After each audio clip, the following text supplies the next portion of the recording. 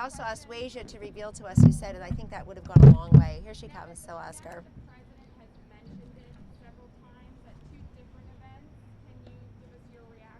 Sure, my reaction is that the president has made very clear he wants everybody to understand, and I think many Americans do understand, that the virus originated in China, and had China been more transparent and honest with the United States and the world, we wouldn't have all the death and destruction that unfortunately we've suffered.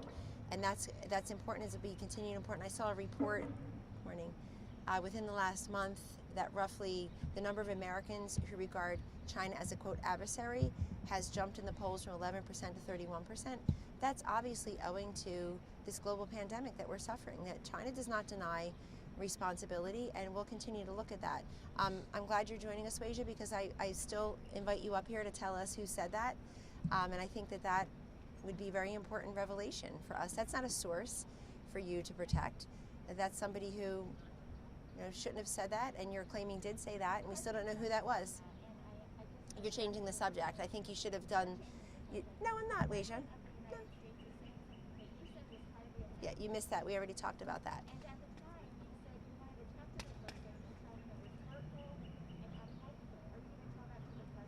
I speak to the president daily on many different topics. We don't always agree on everything, and that's why I work here, because I feel like I have a relationship with the president where I privately brief him to the best of my ability and the best of my knowledge, and I appreciate the fact that he has people around him constantly that have different opinions from each other, different backgrounds, different views. That's the mark of a very strong leader. It doesn't worry about having a bunch of yes men and yes women. One of the dumbest things that's ever said about the president, and there are many, is that he's got people around him who are yes men, yes women. It sounds like that's not the case today by your own account. But he weighs all the consequences and factors, and he makes decisions on his own. I think it's incredibly important for the President of the United States, honestly for leaders all around the world, to not let China escape responsibility here, and the World Health Organization, which you and me and the rest of America as taxpayers, Weijia, spend close to $500 million a year, over $400 million a year on the World Health Organization. I would think at the very least our reasonable expectation as a return on investment is that the World Health Organization and China would be honest with us about this virus and earlier. Yes.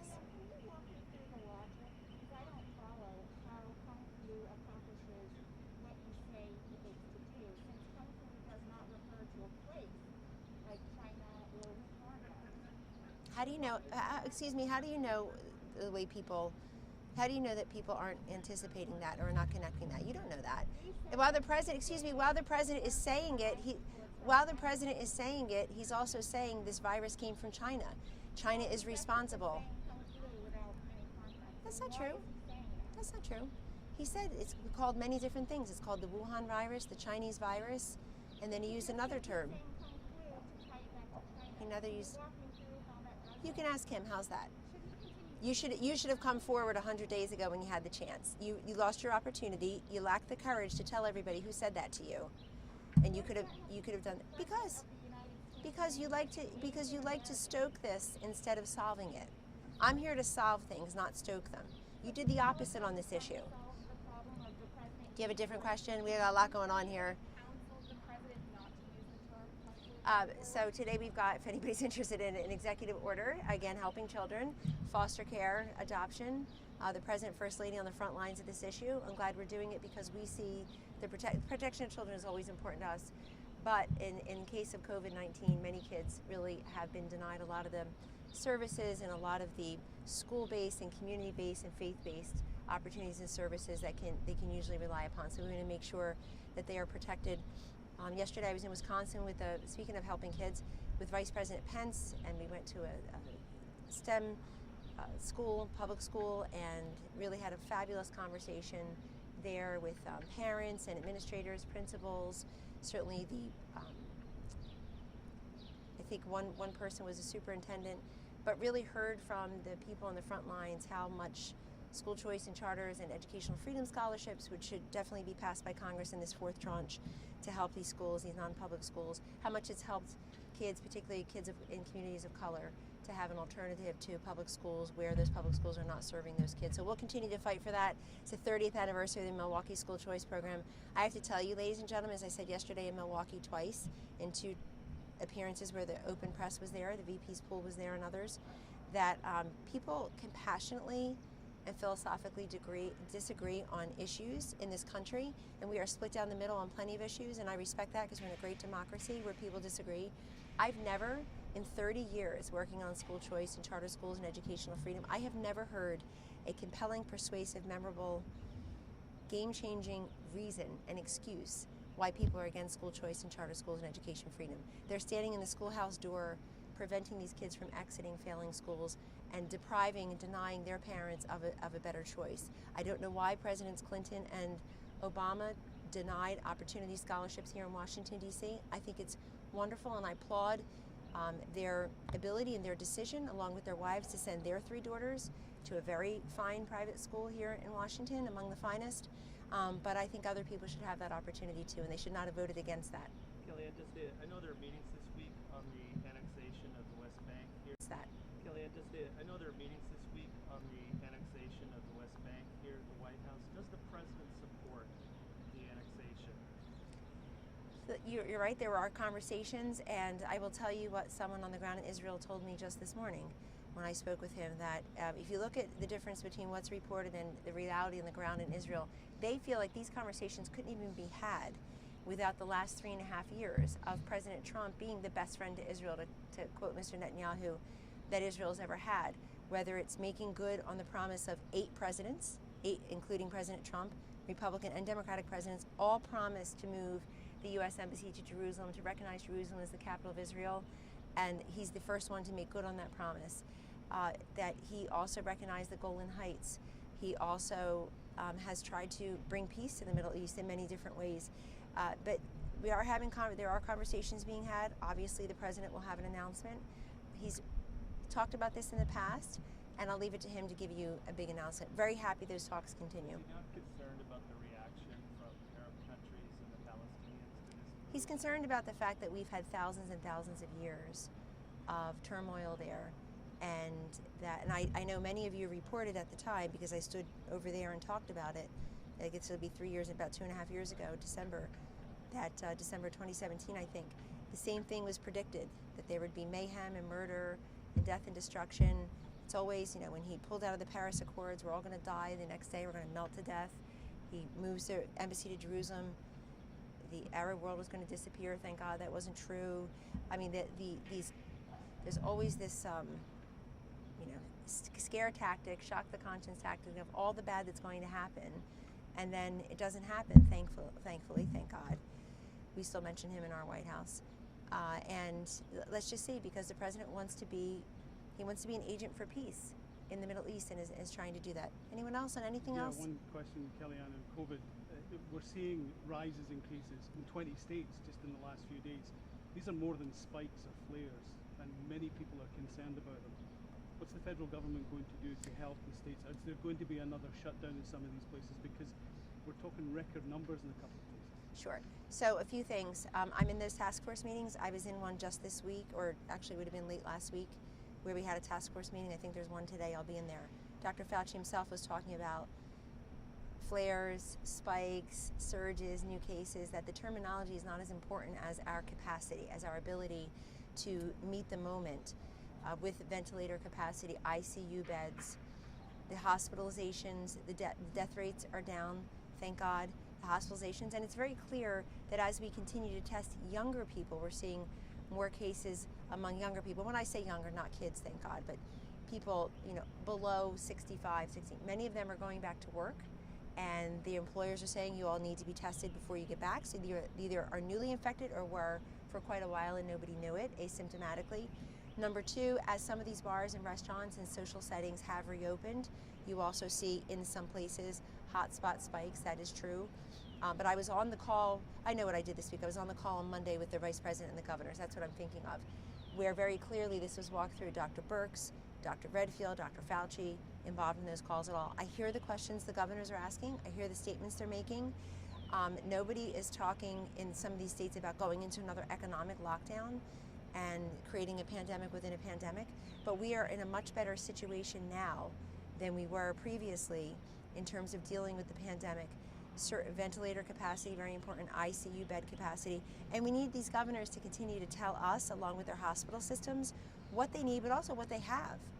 Because we've given them a lot of money, we've given them PPE, ventilators, we've given them the tools they need to meet this moment. So we need to continue to hear from them and their hospital systems as to what we need. And we need people to continue to adhere to CDC guidelines in those areas where those spikes, flares, surges are happening. I was very struck by the testimony, the sworn testimony yesterday by the doctors who are also on the task force, particularly Dr. Fauci saying that he has not, he said, this is a fact.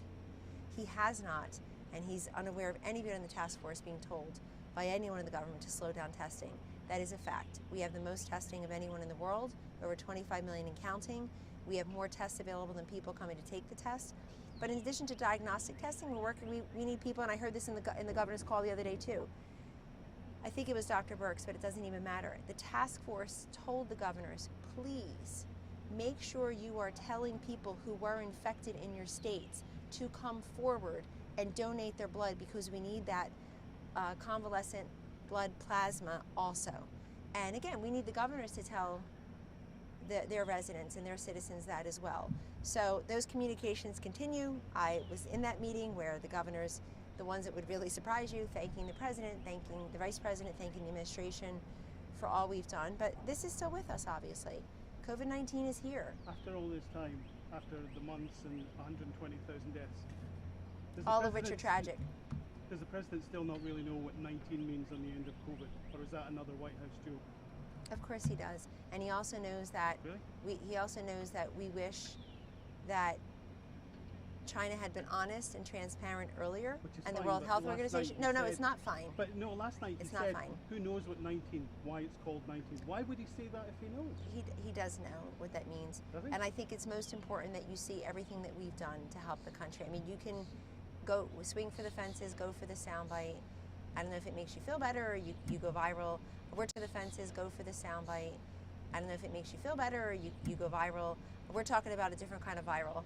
And so that's what we're going to continue to focus on. Very happy to be in the task force meeting later today. Happy to be on that governor's call with the vice president. It helps me tremendously as someone who then comes and speaks to you and speaks to the country. Helps me tremendously to understand exactly what we're doing and what our capacity is as a nation moving forward. Kellyanne, is everybody on the same page now here about whether there should be more testing or whether there should be less testing? Because, you know, the president's saying one thing, Dr. Fauci saying another. What's the message out of the White House? Because that's important for people. The message out of the White House is this. So on March 1st, we had completed 8,000 tests total. We now are over 25 million. So obviously one of our major priorities and accomplishments based on that priority, Joe, has been to ramp up diagnostic testing, and we've succeeded. They've said from the beginning, anybody who wants a test can get a test. What that meant was anybody who is said by a healthcare professional, you should go get a test based on your symptoms and my assessment as a medical professional. That's separate and apart from those who were getting tests all along, who we prioritize. First responders, healthcare workers. We have the stand-up sites. Unfortunately, 70 of them were destroyed from some of the rioting and protesting. Most of them are back online now, thankfully. We have the public health labs. We have the private labs. We have other places that have been approved to give tests. We also have the hospitals and doctors' offices giving tests where they've been approved. There are many opportunities for you to be one of the 25 million tests that have been administered. What Dr. Fauci said yesterday is he has not been told, and he doesn't know anyone in the task force has been told, to slow down testing. Testing will continue to be available and will continue to happen. I think we also have to be very vigilant to say, in addition to testing, there's convalescent blood plasma testing. There's sentinel surveillance, something that Dr. Debbie Birx speaks daily about, how important it is to have the sentinel surveillance so that we can understand what's going on in the community. In some places, most of the cases, in some smaller places, counties, most of the cases were a spike up from either prisons or a particular event that happened there where people were not following protocols, or nursing homes or long care facilities. Obviously, other places, it was more widespread. So we're watching that too. We're watching, is it happening in a time, place, and manner situation, or is it more widespread in a geographic area? But what I hear from the task force members, from the doctors, Joe and others, is that we have to keep our eye on the number of hospitalizations, number of deaths, which are way down.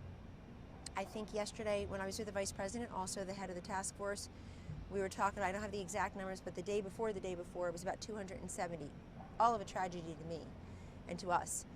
But we were at 2,500 deaths a day there for a while at the very apex of this. So we're at 10% of that, all of which are tragic, but we do see what we're doing is working, and I think that's incredibly important. And now we're looking at different school systems saying, help us figure out how to reopen. Dr. Birx was talking the other day to the governors about, maybe kids will have to eat lunch at their desks. Maybe less time on the playground or socially distanced playing. Maybe I've talked to some schools who are interested in knowing, maybe especially the high schools, 1 week on, certain kids come in, students come in, others are home, and then they switch. So everybody's going to have to try to do that according to what their local jurisdictions here in DC, for example, in their states are saying. We're speaking to schools, are very concerned. I was asked just on Fox and Friends about many of the Catholic and other non-public schools that are closing because they just can't sustain themselves. They're looking for some federal relief. They see a lot of better endowed organizations and industries getting money, and they would like to preserve their choice to be able to send their kids to Catholic schools across the country. 1 in 5 of them students aren't even Catholic, and over 20%, about 22%, are kids of color in our inner cities. It's much higher. It's closer to a majority. In some states, some places over a majority. So when we're thinking about schools, we're thinking about that too. How do we make whole some of these students whose very places of institution they were ripped out of with little notice in March, finished the school year in distance learning, and now maybe facing the closure of their school permanently. So we're looking at all of that. But on testing, the message is more testing, right? We have more testing capacity than we've ever had, and we've done more tests than any other country, and it's over 25 million and will continue to be. But if you're only focused on testing the way you're only focused on ventilators, we're not talking about therapeutics and vaccines and convalescent blood plasma testing, and also what we're hearing from some of the governors, what's actually worked in their states and where they think they haven't worked. Dr. Fauci said something else important yesterday, which is this doesn't mean where there are spikes or surges or flares, whatever the word is, the proper word is. Good to see you. It doesn't mean that you go back into lockdown. He said some places are in phase 2, maybe they'll go back to phase 1. And so that's important to recognize also, that we don't have to, when we tell people it'll never be as bad as it was, or we're not going to, it means that we're facing 2,500 deaths a day, people are in economic lockdown. We're looking at ways to never go backwards that way. Well, but this is a dual medical and financial crisis, and these are dual medical financial crises, and will continue to be, and we're working here every single day. It remains a major priority. That task force is intact, meeting regularly, talking to the governors weekly, which I think is incredibly important, just listening to what those conversations are. Thanks, and have a beautiful day. Thanks, Kelly. Take care.